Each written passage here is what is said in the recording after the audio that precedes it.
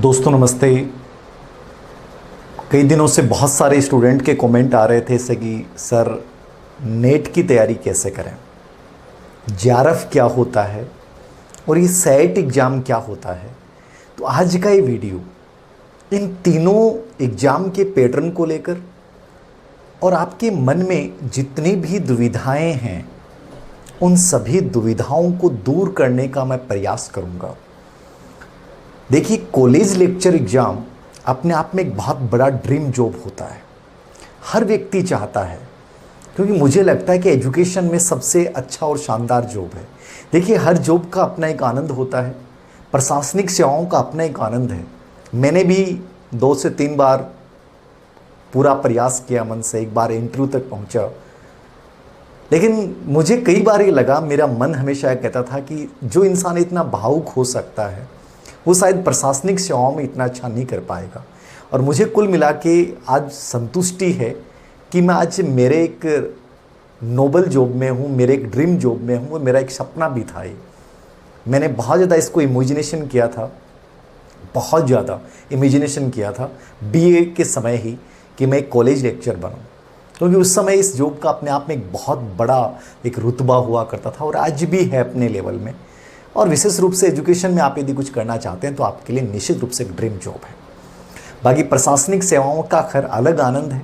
तो जो बच्चे प्रशासनिक सेवाओं में इंटरेस्ट रखते हैं मैं उनको कहूँगा कि आप प्रशासनिक सेवाओं की तैयारी करें, लेकिन जिनको ये लगता है कि हम कॉलेज एजुकेशन में बहुत कुछ करना चाहते हैं उनके लिए बहुत अच्छा जॉब है कॉलेज एजुकेशन।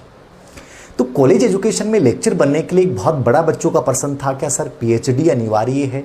तो देखिए, 2021 से एचआरडी मंत्रालय की गाइडलाइन थी कि 2021 से संभवतः पीएचडी अनिवार्य होगी, लेकिन ये हार्ड एंड फास्ट रूल नहीं था।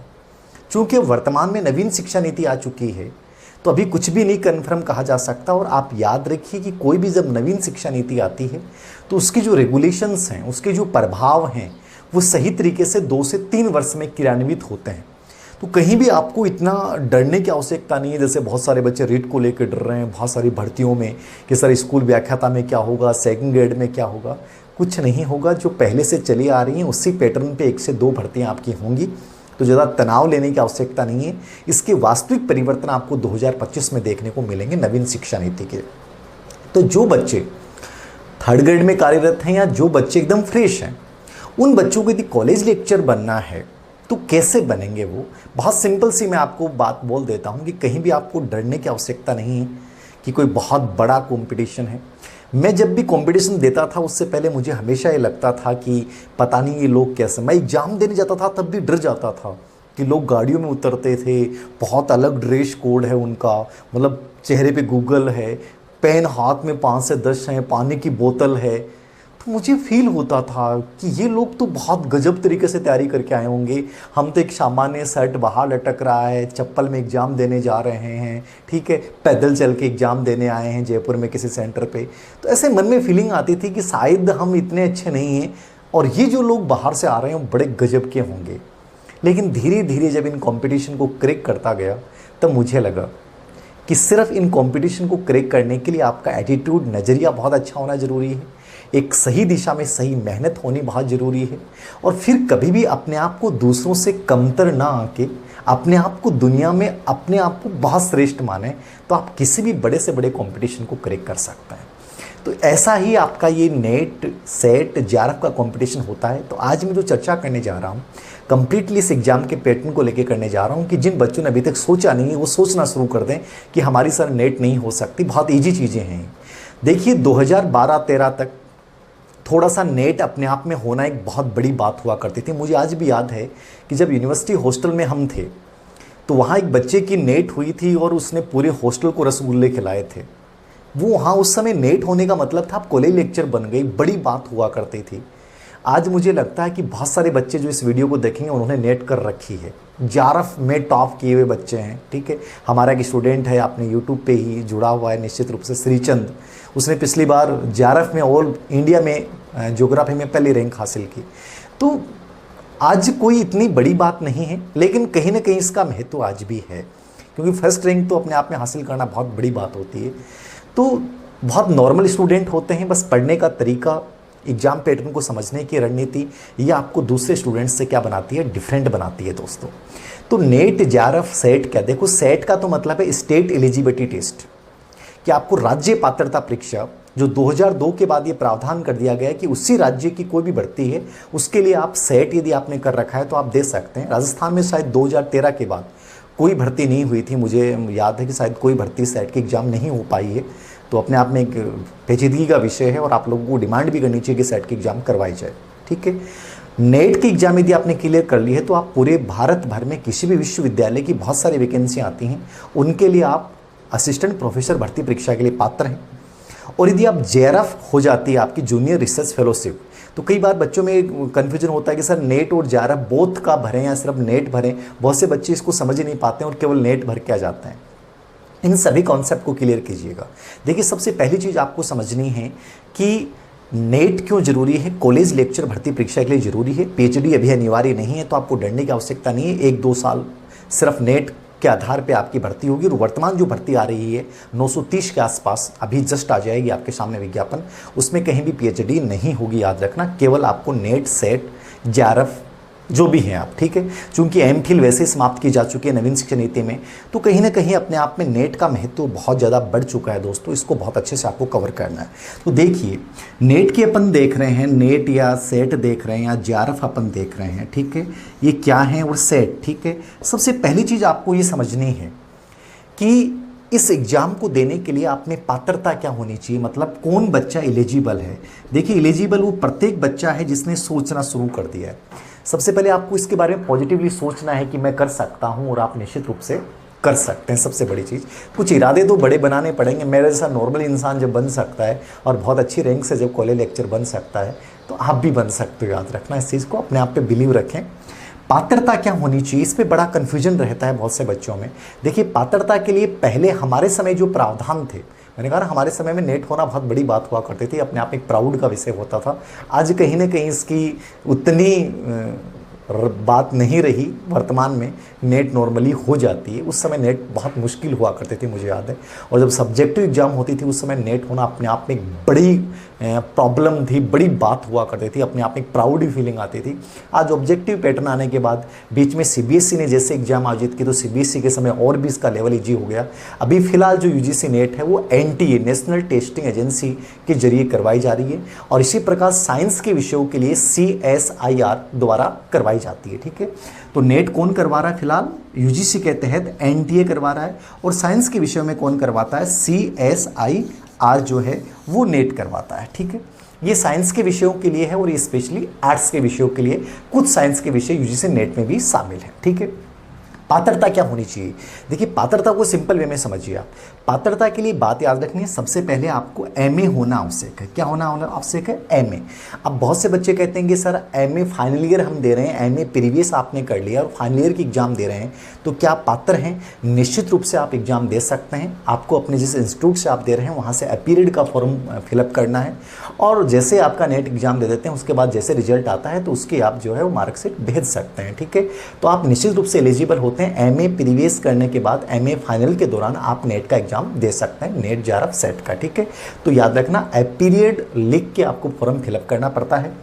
एमए में अब जो बच्चे एमए कर चुके हैं, तो एमए में जो जनरल कैटेगरी है हमारी, ठीक है, जनरल कैटेगरी सामान्य जो बच्चे हैं उनको एमए में 55%, कितने प्रतिशत, 55% होना आवश्यक है। और जो ओबीसी, एसटी, एससी, जो विकलांग हैं अपने, ठीक है, ट्रांसजेंडर हैं, ठीक है, इन लोगों को और एक्स सर्विसमैन को भी यहाँ जो है वो 5% की छूट दी गई है। मतलब 50% यदि आपके हैं ओबीसी, एसटी, एससी, जो विकलांग व्यक्ति हैं और जो ट्रांसजेंडर की श्रेणी में आते हैं, उन सभी को, और एक्स सर्विसमैन को भी जो है, एक्स सर्विसमैन का थोड़ा सा कंफर्म नहीं है बट मेरे अकॉर्डिंग होना चाहिए, ठीक है। तो 50 एज में तो उनको है, यहाँ परसेंटेज वाला एकदम कंफर्म मैं नहीं हूँ, ठीक है। तो 50% जो है वो ओबीसी, एसटी, एससी और विकलांग और ट्रांसजेंडर को 5% की छूट है। जनरल वालों को 55% एमए में होना आवश्यक है। इसी बात को लेकर अभी कुछ दिनों पहले एक फ़ोन आया एक बच्ची उत्तर प्रदेश से, उसने कहा कि सर हम तो जनरल में जन्म ले लिया, हमारा तो दुर्भाग्य है, हमारे तो परसेंटेज मेरे तो 52% है, मैं तो नेट की कॉलेज लेक्चर की तैयारी कर रही थी, मुझे अब पता चला।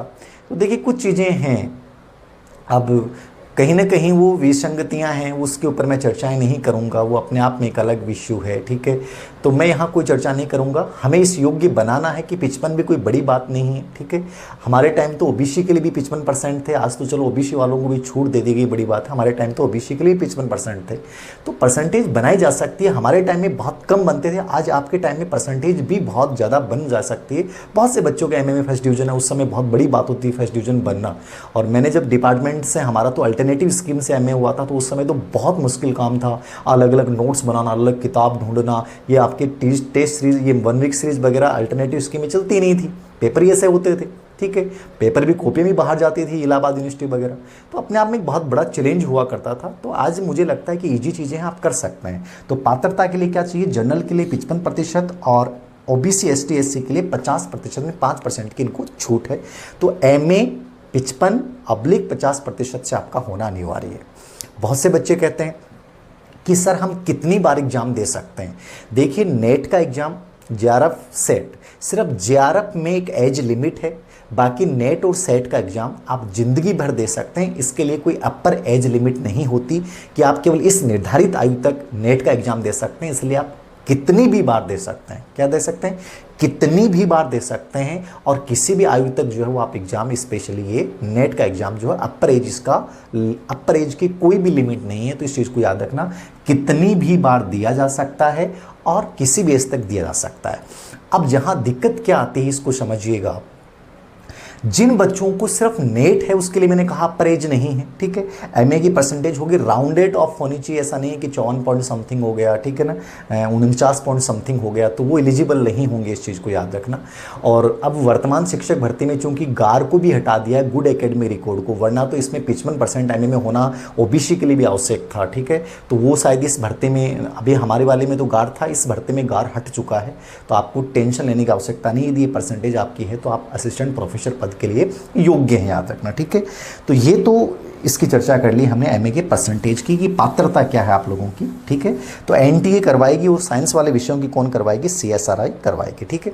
अब इसको समझिएगा, जिन बच्चों को जेआरएफ, बहुत से बच्चे होते हैं कि सर जेआरएफ क्या होता है, जूनियर रिसर्च फेलोशिप क्या है, क्योंकि जेआरएफ को लेकर बड़ा एक द्वंद्व रहता है कि जेआरएफ क्या। तो जूनियर रिसर्च फेलोशिप, देखिए आप जब फॉर्म भरें तो आपको दोनों ही भरना है कि साहब नेट भी और जेआरएफ भी, यानी बोथ करना है, याद रखना, ठीक है। लेकिन यदि आपकी एज लिमिट, जैसे कि जेआरएफ के लिए एज लिमिट कितनी होनी चाहिए, 30 वर्ष होनी चाहिए। कितनी होनी चाहिए, 30 वर्ष, ठीक है। आपकी एज लिमिट जो है वो 30 वर्ष तक आप जेआरएफ का फॉर्म फिलअप कर सकते हैं। 30 वर्ष के बाद यदि आप हैं तो आप जेआरएफ का फॉर्म फिलअप नहीं कर सकते। यहाँ भी जो रिजर्व्ड कैटेगरियाँ हैं, ओबीसी, एसटी, एससी, विकलांग, ठीक है, और यहाँ तक कि महिलाएं और जो एक्स सर्विसमैन हैं, उन फोर्सेड सर्विस में जिन्होंने कार्य किया है, उनको यहाँ 5 वर्ष की छूट दी गई है। कितने वर्ष की छूट दी गई है, 5 वर्ष की, यानी वो 35 वर्ष तक जेआरएफ का जो है वो फॉर्म फिलअप कर सकते हैं, यानी 35 एज तक वो जेआरएफ फिलअप कर सकते हैं, जेआरएफ उनकी हो सकती है। जनरल कैटेगरी के जो स्टूडेंट हैं वो केवल 30 वर्ष तक जेआरएफ जो है वो आपको अवार्ड होगी, ठीक है। तो याद रखना, जेआरएफ के लिए एज लिमिट है, नेट के लिए कोई एज लिमिट नहीं है, सेट के लिए कोई एज लिमिट नहीं है। समझ में आ गई बात। जेआरएफ के लिए क्या होना चाहिए, 30 वर्ष, और रिजर्व कैटेगरी को कितनी छूट है, 5 वर्ष, तो कितनी उम्र हो गई, 35 वर्ष, ठीक है। जेआरएफ का मतलब क्या है कि जेआरएफ का बड़ा फायदा ये होता है कि आपको एक प्रकार से एक नौकरी मिल जाती है 3 साल के लिए, ठीक है। यानी जेआरएफ यदि आपकी हो जाती है तो आपको 31,000, कितने, 31,000 प्लस एचआरए जो है वो आपको मिलता है। तो लगभग 33-34 हज़ार रुपये आपको पर मंथ इसमें मिलते हैं। और इस पर मंथ के इन 31, 32, 33 हज़ार के दौरान आप खुद अपने ऊपर निर्भर होकर कहीं भी बहुत अच्छी तैयारी कर सकते हैं, आईएएस, आरएस की तैयारी कर सकते हैं, किसी भी एग्जाम की तैयारी कर सकते हैं। तो आपको एक बड़ा फ़ायदा मिल जाता है, इसलिए एक बहुत अच्छी चीज़ है कि आप जेआरएफ के ऊपर टारगेट करें। अब जेआरएफ कैसे होती है तो आपको बता दूं, जैसे लास्ट अपने नेट का एग्ज़ाम जो हुआ 2019 का, उसमें जैसे मान लीजिए कि 10 लाख फॉर्म भरे गए। कितने लाख फॉर्म भरे गए, 10 लाख फॉर्म भरे गए। तो अब 10 लाख फॉर्म भरे गए मान लीजिए, तो 10 लाख फॉर्मों से मान लीजिए कि 8 लाख लोगों ने एग्जाम दी। कितने लोगों ने दी? लगभग लगभग बता रहा हूँ मैं, 8 लाख लोगों ने एग्जाम दी, ठीक है। तो 10 लाख लोगों ने फॉर्म भैया, 8 लाख लोगों ने एग्जाम दी। तो इन 8 लाख लोगों में से ये मान लीजिए कि आप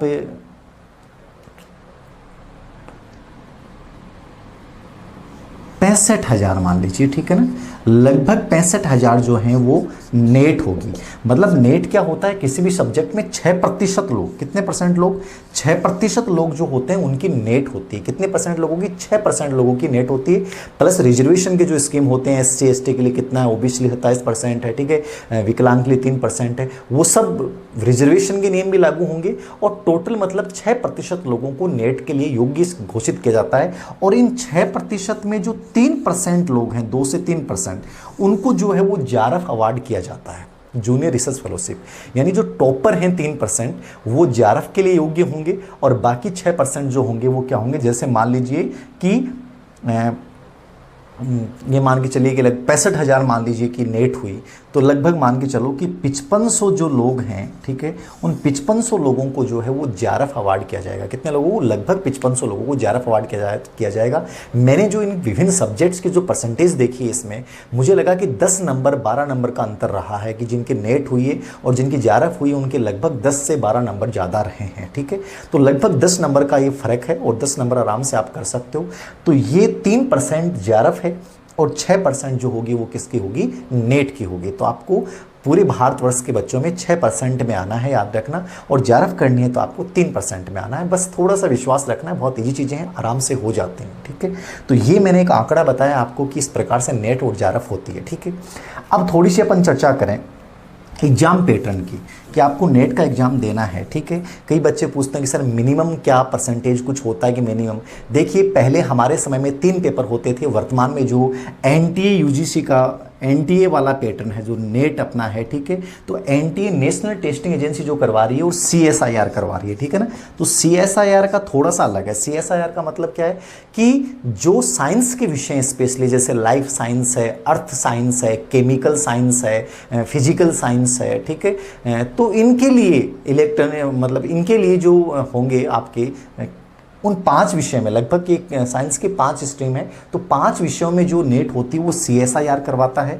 और बाकी जो लगभग 81 विषय हैं आर्ट्स के, और कुछ साइंस के भी हैं, 2-3 कंप्यूटर साइंस वगैरह, उनमें जो है अपना नेशनल टेस्टिंग एजेंसी NTA मतलब जो UGC के तहत है, वो इस एग्ज़ाम को करवाती है, ठीक है। तो 81 विषयों में, ये लगभग 5 विषयों में, life science, chemical science, earth science, physical science और एक कंप्यूटर साइंस है, ठीक है ना। तो ये 5 विषयों में अपना CSIR करवाता है। दोनों एग्जाम्स जो होती हैं वो 2 बार होती हैं। ये NTA भी 2 बार करवाता है और ये भी 2 बार करवाता है। जैसे कि जुलाई और जनवरी हो गई, या जून और दिसंबर हो गई, यही स्कीम इनकी चलती है कि जून और दिसंबर में। तो लगभग हर साल में 2 बार एग्जाम, इस बार कोरोना की वजह से नहीं हो रही, अलग मुद्दा है, बाकी साल में 2 बार एग्जाम होती है। तो बड़ा चांस होता है कि आप किसी भी बार कर सकते हैं, ठीक है। अब जो नेट अपनी नॉर्मली आर्ट्स के विषय हैं, ठीक है, जो 81 विषय हैं भाषाओं के, उनमें जो नेट NTA द्वारा करवाई जाती है, याद रखना, उसमें पैटर्न जो है वो 2 है, कि इसमें 2 पेपर होंगे, एक फर्स्ट पेपर होगा और एक सेकंड पेपर होगा, ठीक है। पहले यहाँ 3 पेपर होते थे कि फर्स्ट पेपर जनरल सभी के लिए कॉमन है, और सेकंड और थर्ड जो सब्जेक्ट के होते थे, वर्तमान में इसको केवल 2 पेपर कर दिए हैं। और ये जो पेपर है वो 300 नंबर का है। कितने नंबर का है? 300 नंबर का होता है। फर्स्ट पेपर है वो कॉमन है सभी के लिए, ठीक है। सेकंड पेपर जो होगा वो सब्जेक्ट के लिए होगा, ये कॉमन है, ठीक है ना, ये सब के लिए बराबर है, ठीक है। इसमें फर्स्ट पेपर में जो आते हैं वो 50 प्रश्न आते हैं। कितने क्वेश्चन आएंगे? 50। और सब्जेक्ट वाले में 100 क्वेश्चन आते हैं, ठीक है। 200 नंबर का होगा, और ये 50 क्वेश्चन कितने हो गए? 100 नंबर के।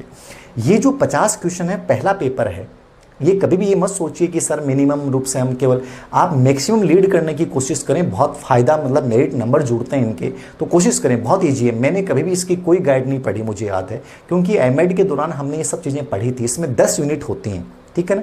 कितनी यूनिट होती हैं? 10 यूनिट होती हैं, बहुत नॉर्मली। जैसे शिक्षण, पहली यूनिट आ गई, शिक्षण क्या है, शिक्षण लेक्चर क्या है, शिक्षण की विधियाँ क्या हैं, ठीक है। तो ये नॉर्मली जो आपके स्कूल व्याख्याता में आता है, रीट में आता है, वही टॉपिक है। फिर एक डाटा एनालिसिस पे है, ठीक है, फिर एक रिसर्च एप्टीट्यूड के ऊपर, रिसर्च अनुसंधान की विधियां, अनुसंधान क्या होता है उसके ऊपर है वहाँ। मतलब प्रत्येक 10 यूनिट में से 5-5%। कितने यूनिट हैं इसमें से? 10 यूनिट हैं और प्रत्येक यूनिट में से 5-5% पूछे जाएंगे 10 नंबर के, तो टोटल 50 नंबर का हो गया, ठीक है। तो 10 यूनिट कौन कौन सी बताई मैंने, जैसे कि एक तो शिक्षण वाली बता दी, टीचिंग वाली बता दी, एक रिसर्च वाली बता दी मैंने, एक आपको गद्यांश दिया जाएगा उसको पढ़ के उत्तर देना है, 5% वहाँ से आएंगे 10 नंबर के। एक कम्युनिकेशन संप्रेषण के 5% आएंगे, कम्युनिकेशन क्या है, प्रकृति, उपयोगिताएं, विधियाँ, ठीक है, वो कंप्लीट जो स्कूल व्याख्याता में है। एक आईसीटी का है जो स्कूल व्याख्याता में है कंप्लीटली, वो 5% 10 नंबर के वहाँ से आएंगे।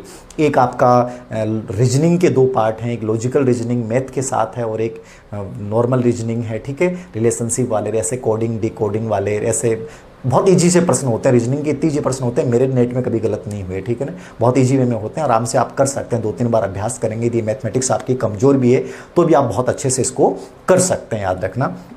और उसके बाद जो है एक यूनिट आती है हायर एजुकेशन के ऊपर, उच्चतर अपने विश्वविद्यालय कितने हैं, विभिन्न प्रकार की शिक्षण संस्थाएं, विभिन्न नियामक संस्थाएं, उनके ऊपर एक यूनिट में व्यक्ति और पर्यावरण के ऊपर लगभग 5% पूछे जाएंगे, ठीक है।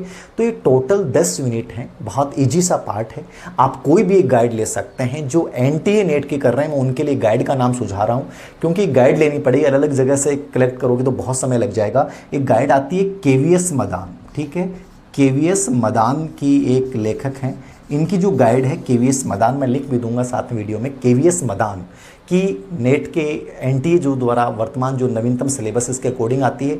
इसके अलावा हरिहंत पब्लिकेशन की भी गाइड आती है जो नेट के लिए सब्जेक्ट के भी पेपर की निकालता है, प्लस उपकार की डॉक्टर लाल और जैन की गाइड आती है। तो इन 3 गाइडों में से कोई एक गाइड चुन लीजिए जो आपको बेहतर लगे, ठीक है।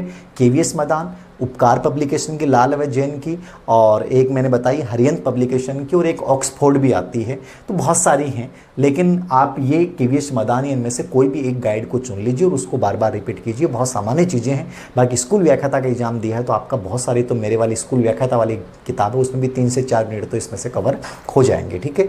तो फर्स्ट पेपर के लिए आपको ये किताब पढ़नी है, 50 क्वेश्चन आएंगे और 100 नंबर के। नेगेटिव मार्किंग नहीं है, नेगेटिव मार्किंग नहीं, आप पूरे के पूरे करके आने हैं, आपको नेगेटिव से डरना नहीं है, ठीक है। सब्जेक्ट में भी जो 100 क्वेश्चन आ रहे हैं 200 नंबर के, वो भी नेगेटिव मार्किंग नहीं है। यदि आप ये CSIR वाली जो नेट की एग्जाम दे रहे हैं, साइंस विषय वाली, इसमें विशेष बात याद रखना कि इसमें नेगेटिव मार्किंग होती है।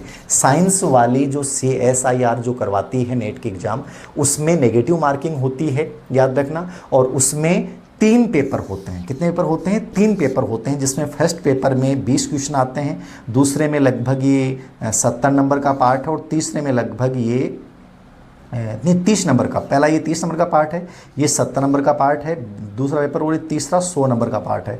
टोटल 200 नंबर के 3 पेपर होते हैं। जो साइंस के बच्चे हैं जो नेट की तैयारी करेंगे CSIR द्वारा आयोजित, इसके 3 पेपर होंगे। 20 क्वेश्चन जो आते हैं वो फर्स्ट पेपर में कॉमनली आते हैं, ठीक है, जिसमें आप क्रिस्टी वर्गीस की किताब आती है, गाइड आती है, बहुत अच्छी मानी जाती है क्रिस्टी वर्गीस, वो साइंस वाली जो नेट है उसके लिए आप देख सकते हैं। 20 क्वेश्चन आएंगे 30 नंबर के, और सेकेंड पेपर में 70 नंबर का पार्ट है, लगभग 25 से 35 के आसपास क्वेश्चन आते हैं। और तीसरा पार्ट है वो भी क्या है, उसमें 100 नंबर का पार्ट है, तो 50 से 70 के मध्य क्वेश्चन आते हैं। ये CSIR जो नेट करवाती है इसमें नेगेटिव मार्किंग होती है। नॉर्मली जो अपनी UGC NTA द्वारा करवाती है इसमें नेगेटिव मार्किंग नहीं है।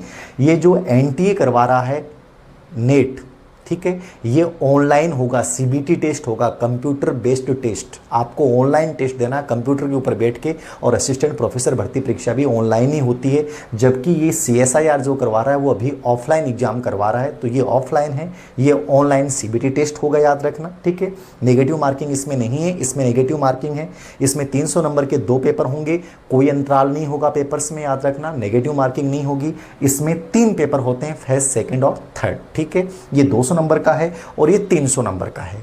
मिनिमम कितने नंबर चाहिए तो याद रखना, नॉर्मली ये आंकड़ा बताया गया है कि जनरल कैटेगरी का यदि व्यक्ति है तो उसको नेट में फर्स्ट पेपर में 40%, कितने नंबर चाहिए, 40% चाहिए, और सेकंड पेपर में उसको 50% जो है वो मिनिमम नंबर हासिल करने हैं जनरल कैटेगरी के व्यक्ति को, मिनिमम, ठीक है। मेरिट कैसी रहती है वो तो रिजर्वेशन के अकॉर्डिंग डिपेंड करेगा, लेकिन मिनिमम फर्स्ट पेपर में 40% और सेकंड पेपर में 50%। और यदि मान लीजिए आप रिजर्व्ड कैटेगरी में हैं तो फर्स्ट पेपर में 35% और रिजर्व्ड के मतलब सेकंड पेपर में 40%, ठीक है। जनरल को 40% शुरुआत में और 50% सेकंड में, और इसको 35% रिजर्व्ड को फर्स्ट पेपर में मिनिमम और दूसरे पेपर में सेकंड पेपर में 40%, ठीक है। और जो CSIR करवाता है उसमें लगभग मेरे अकॉर्डिंग 33% ऐसे कुछ ऐसा है, 33 और 25, ठीक है ना।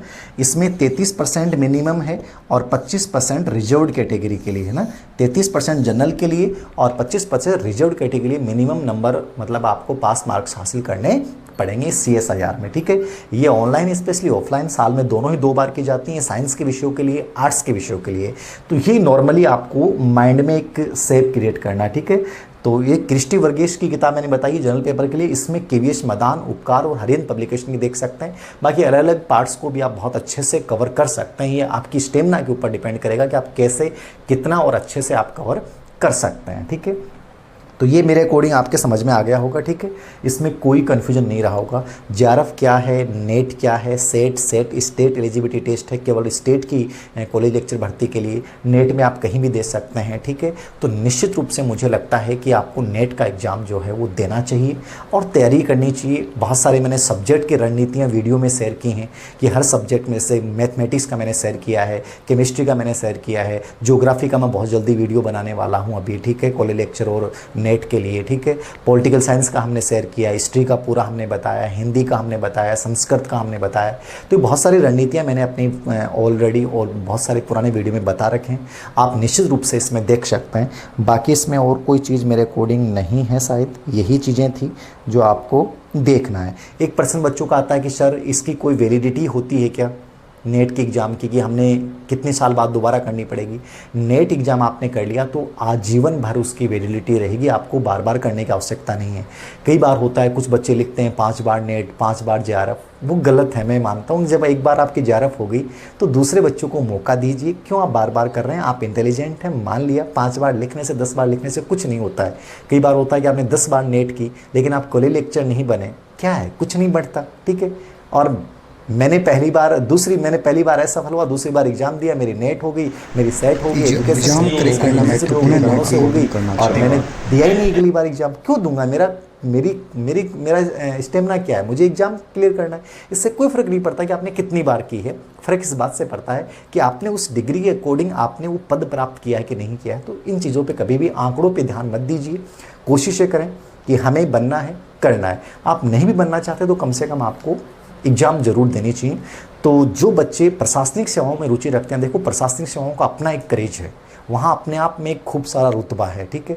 लेकिन जो शांति पसंद लोग हैं वो, उनके लिए कॉलेज लेक्चर एग्ज़ाम बहुत अच्छा है, स्कूल एजुकेशन में स्कूल लेक्चर का एग्ज़ाम बहुत अच्छा है, बाकी जो मिल जाए वो सब अच्छा है, याद रखना। तो मेरे अकॉर्डिंग आज आपके समझ में आया होगा कि नेट JRF वाली एज लिमिट याद रखनी है और इनके लिए कौन सी बुक्स पढ़ें, सब्जेक्ट की मैंने अलग से बताई है। फर्स्ट पेपर के लिए आपको इस प्रकार से तैयार करना, नेट का भी आप सारा ले सकते हैं, ICT स्पेशली, इस पर भी मैं बहुत सारी चीज़ें आपको बता दूंगा कि जैसे कम्युनिकेशन को बहुत अच्छे से पढ़ लें, बहुत ईजी है। मतलब फर्स्ट पेपर में मुझे कई बार लगता है कि बहुत ईजी चीज़ें हैं, आप बिना पढ़े भी यदि थोड़ा सा आपने समझ लिया कि कहाँ से कैसे प्रश्न आते हैं तो बहुत अच्छा आप कर सकते हैं।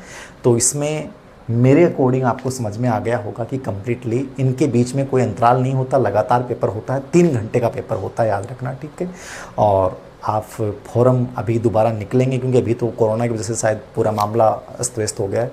तो निश्चित रूप से भर्तियां हर स्टेट में आती रहती हैं, आपको तैयारी करनी चाहिए और करेंगे तो निश्चित रूप से आप जो है वो सफल होंगे। तो आज के इस वीडियो में मैंने आपके साथ नेट की, सेट की और JRF की रणनीति शेयर की है। मुझे उम्मीद है कि आपको निश्चित रूप से ये वीडियो कम्प्लीटली समझ में आया होगा।